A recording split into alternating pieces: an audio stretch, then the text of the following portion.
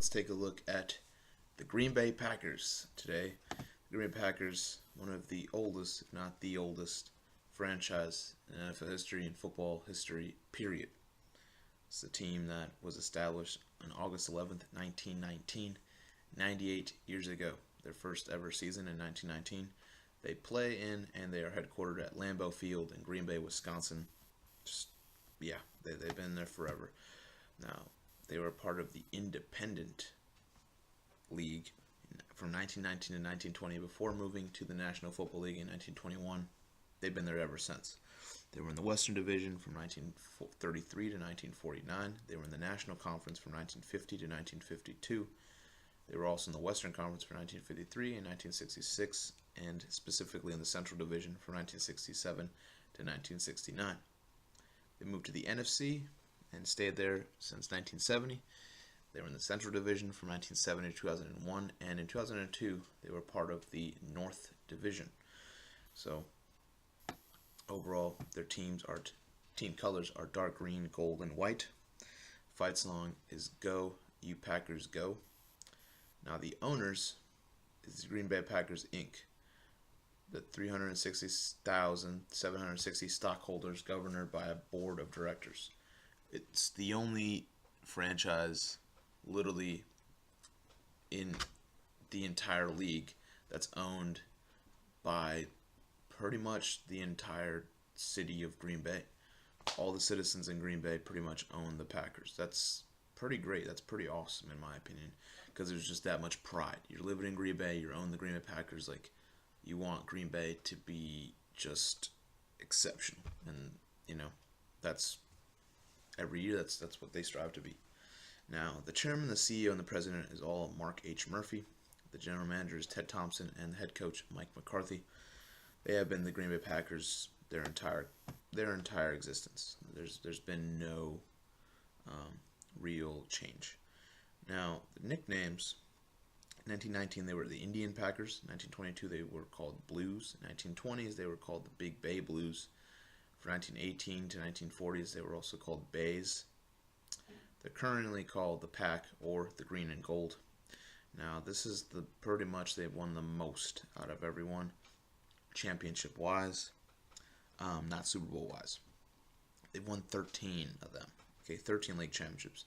2 of them being Super Bowls, and 11 of them just being NFL championships, which is prior to being a Super Bowl. 11 championships.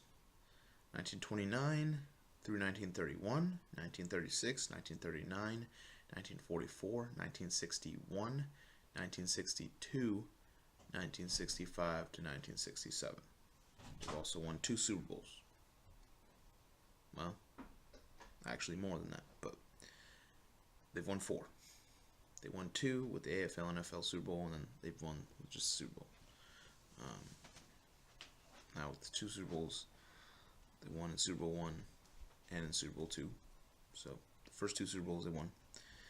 And they also won in 1996. They won in Super Bowl 31. And recently, 2010, Super Bowl 45 against the Pittsburgh Steelers. So overall, they've won 2 AFL, NFL Super Bowls, 2 Super Bowls. Overall, 4 Super Bowl titles in their franchise. And on top of that, 11 NFL championships. Again, 1966, 1967 is pretty much so-called the NFC Championship. They've won the conference 9 times, 1960 to 1962, 1965 to 1967. NFC, they won it 1996 and 1997, and in 2010. And they've won 18 division titles. In NFL West, 1936, 1938, 1939, 1944. In the NFL Central, 1967. NFL Central, 1972. NFC Central, 1972, 1995 to 97. And the NFC North, 2002, 2004, 2007, 2011, 2014, and 2016. And they've been in the playoffs 32 times. 1936, 1938, 1939, 1941, 1944, 1960 to 1962, 1965 through 1967, 1972, 1982, 1993 through 1996. 2008, 2000 through 2004, 2007, 2009 through 2016. So they've had their fair share. Now, home field, they played first of all from 1919 to 1922 in Hagemeister Park, moved to Bellevue Park in 1923 to 1924, moved to City Stadium in 1925 to 1956, moved to Boucher Field for 1933, then moved to Wisconsin State Fair Park for 1934 to 1951, went to Marquette Stadium for 1952, moved to Milwaukee County Stadium for 1953 through 1994, and, well, through the Milwaukee County Stadium, they also were part of Lambeau Field, which they haven't left since 1957. So this is a very wealthy franchise in terms of history. There's been a lot of Hall of Famers that have gone through Green Bay, and definitely one of the most storied franchises. So it's going to be a lot to talk about. All right, so you want to know who's going to start this out? It's going to be quarterback Aaron Rodgers. He's going to be the quarterback of the Green Bay Packers. Not Brett Favre, not Bart Starr, Aaron Rodgers. He's like literally the most accurate quarterback like ever. Like honestly, all time. He's going to rank as one of the top 5 best quarterbacks of all time. First of all, he's 34 years old. He's still got some time left, and you know what? He can kill it. You know, he can be an automatic. He's just a monster. He really is. A guy that's passed over 38,000 yards. You know, a guy that's, you know, he was in the transition from 22 to 24. You know, he was kind of the backup for Brett, of course. 2008, just went in it, and he just made it look super easy. You know, and for me, I gotta say, man, he's just very impressive. It's a rating of 100 plus. This is one of the most, if not the most, just greatest passing quarterbacks of all time. His arm is fantastic. Anyone's gonna be there, he's gonna make him great. So he has that Tom Brady-esque kind of vibe. Super Bowl MVP. He's won the MVP twice. You know, he's been the Player of the Year, the Burt Bell Award. He's won that. It's a guy that can dominate you. You know, just not just air, but as well as can get on his feet and he can run. And I think having those two combined, and also being able to run and throw it super accurately, that's a skill. So Aaron Rodgers already a handful in my opinion. Now, this is something that I gotta say, I don't think Aaron Rodgers has really had, which is a running game. Like, yeah, he had Eddie Lacy for a good while. Like, it was pretty nice. But did he really have him? He did, but not too long. You know, he didn't have that steady running game. When they won the Super Bowl, James Starks, cool. No, he was on a roll. He did a pretty good job, right? But it was Aaron Rodgers and pretty much that defense. Really, it was a big deal. You know, they got pressure on Big Ben. And they got the key plays. Aaron was doing fantastic job throwing the ball. I hope he goes back to the Super Bowl, by the way. But he's never had a true unbelievable running game. You know, Eddie Lacy was a mere close, and then he just fell. You know, to his expectation. But Jim Taylor, how about I'm bringing a fullback and a running back. And these two are going to help, not just Aaron Rodgers, just this whole offense is going to be even more dynamite. Just because with Aaron Rodgers, the ability to throw, right, and the ability to run, now he's got a Hall of Fame fullback, first of all, to give it to. Jim Taylor's a Hall of Famer, 5-time Pro Bowler, an All-Pro, Super Bowl champion. He's a 4-time NFL champ, and he's been the MVP. A guy that's rushed for 8,000 plus yards, a guy that's had 83 rushing touchdowns, as well as had 200 plus receptions, 10 receiving touchdowns. This is a guy that can kill you, not just through running, not through rushing, but also through receiving, and has the ability of being a very key player. So a guy having this kind of guy out there, like I said, he's won the MVP. He's a part of that all-1960s team. He's going to be a very big part of this team, and the fact that he can just give it to him and it's not going to be all pressured on him throwing the ball is fantastic. All right, now the running back, I thought Jim Taylor was a hassle. Ahman Green was a hassle. He's a 4-time Pro Bowler, a guy that played all around. He bounced around. he played in Seattle for 2 years, played in Houston for 2 years, 8 years there in Green Bay. And a guy that was very, very efficient out there.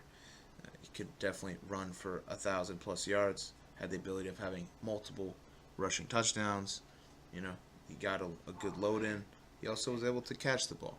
So overall, I would have to say that he's going to do great things for this team.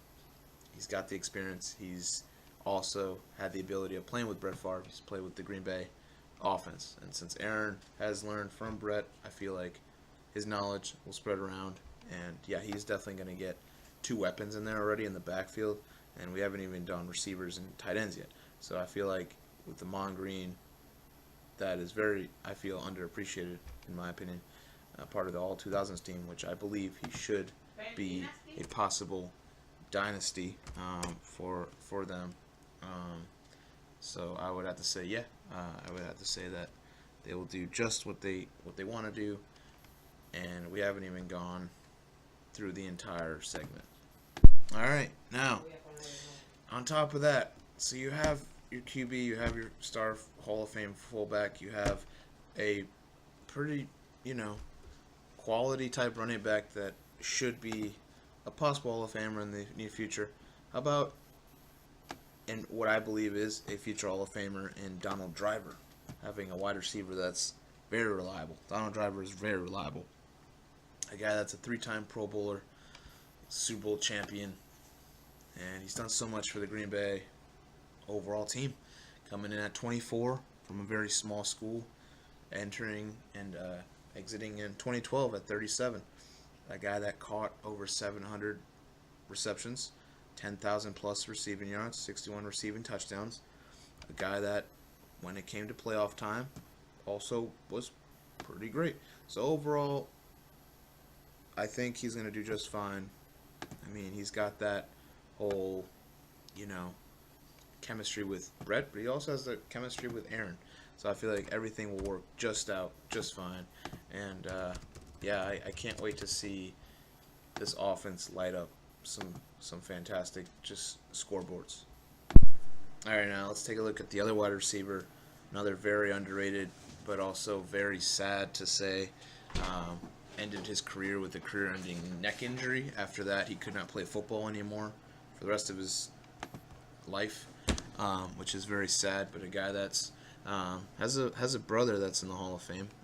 I think he would have been a Hall of Famer if that neck injury didn't happen. But things happen.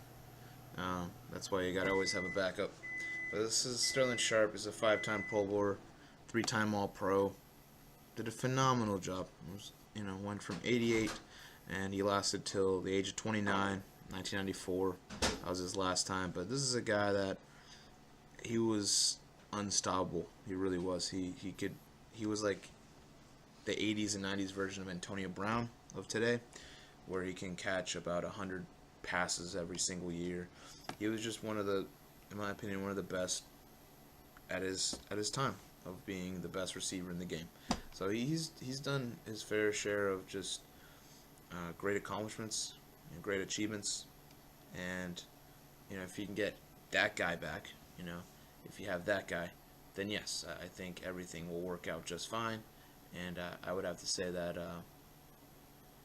they're gonna definitely win some ball games with a superstar in Sterling Sharpe, as well as a very underrated superstar in Donald Driver.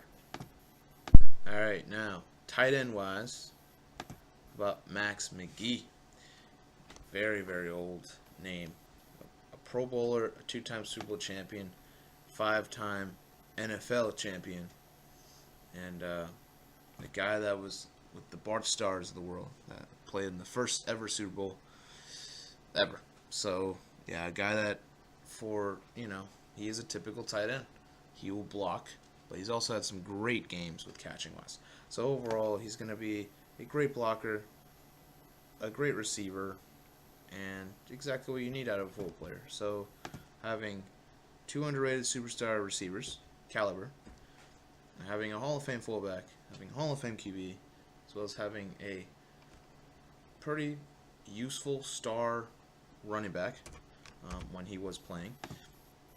It's a good offense. It's a very chip in the shoulder kind of offense. It's a, you know, they're out to prove something kind of offense, and I think they're gonna do just that. All right, so to start off the line, offensive line, we're gonna start with Chad Clifton, two-time Pro Bowler, Super Bowl champion, big dude, left tackle. He's gonna do just fine. He knows Aaron Rodgers. Connection, chemistry, morale, that's what you need. So he'll do fine. Definitely one of the best tackles when he played. I think he'll do just fine. All right, now left guard, Josh Sitton, four-time Pro Bowler, a Super Bowl champion. Overall, did a really, really good job. Played over 100 games. Overall, yeah, I think he'll do just fine. And definitely a possibility of being a future Hall of Famer. You never know. All right, now the center, Frank Winters, a Pro Bowler once and a Super Bowl champion once. Won the Super Bowl in 1996 with the Green Bay Packers. He's a guy that's, well, played in 231 games. Very reliable. Played 11 years in Green Bay. Very, very reliable guy. And a very big part of where they're going to go at. Again, Aaron Rodgers has some great line. You know, he's had some great linemen there block for him.